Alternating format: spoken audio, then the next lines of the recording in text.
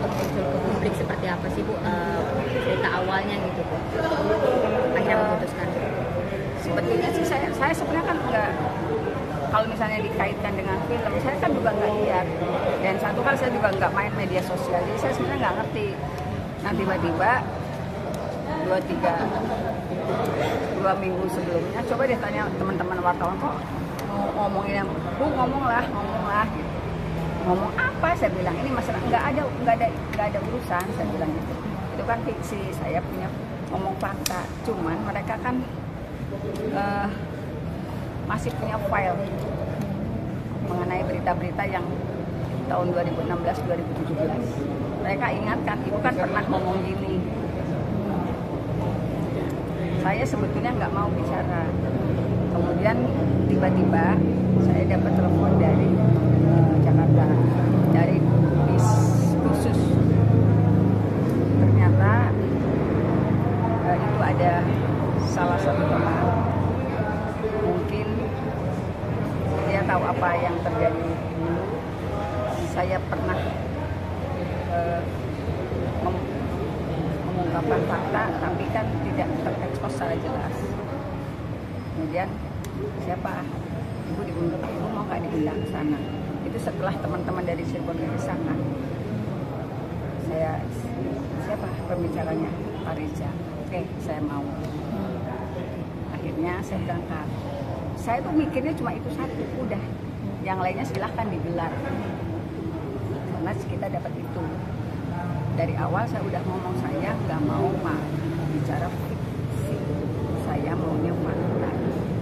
Akhirnya di podcast itulah saya buka kembali di forum.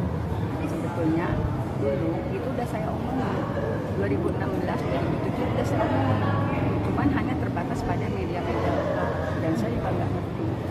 Hanya kemarin ketika masalah ini terkuak dengan fakta-fakta yang saya miliki, ada wartawan yang sampai nangis. Mohon maaf, belum hanya memblow up masalah ini, sebenarnya seolah-olah masalah besarnya begini. Bu, berarti Ibu Aci membenarkan ya kalau Saka ini salah satu korban salah tangkap? Mungkin suaranya agak dikecil. Dari 2016 ya udah ngomong, Mbak. Kalau 2016 itu misalnya sekarang masih dicari ada video-video itu. Ada. Kalau dulu ada TV lokal ya. Boleh disebutkan alasannya?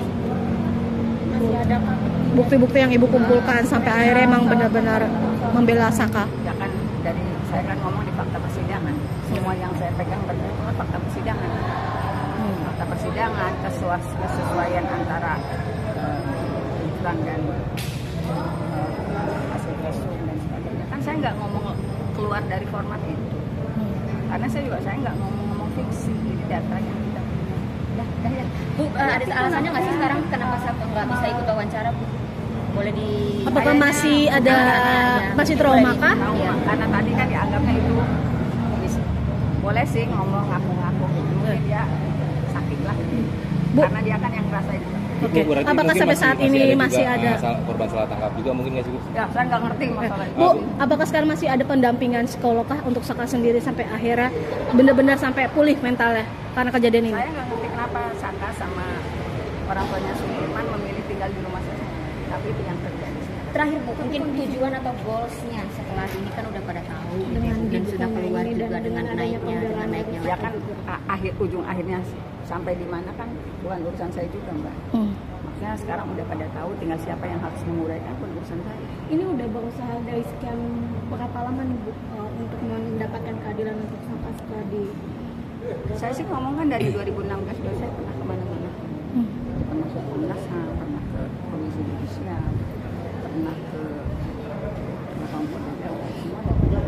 Setelah dibebaskan mungkin ada usaha lagi kah? Saya nggak ngerti. Nanti dari masih ibu sendiri mungkin udah ada usaha lagi? Saya nggak ngerti. Saya masih bingung dengan reaksi yang luar biasa. Saya masih nggak ngerti.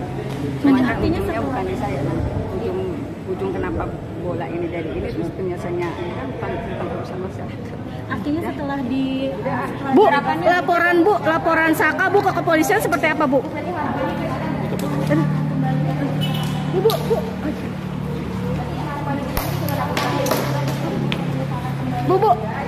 Bu, laporan Ibu ke laporan Saka gimana, Bu? Yang Ibu laporkan katanya kan Saka mau buat prosesnya, laporan. Bu, sampai mana, Bu? Prosesnya seperti apa, Bu? Ya, izin Bu, sebentar aja, Bu. Harapan lain, Bu, mungkin, Bu?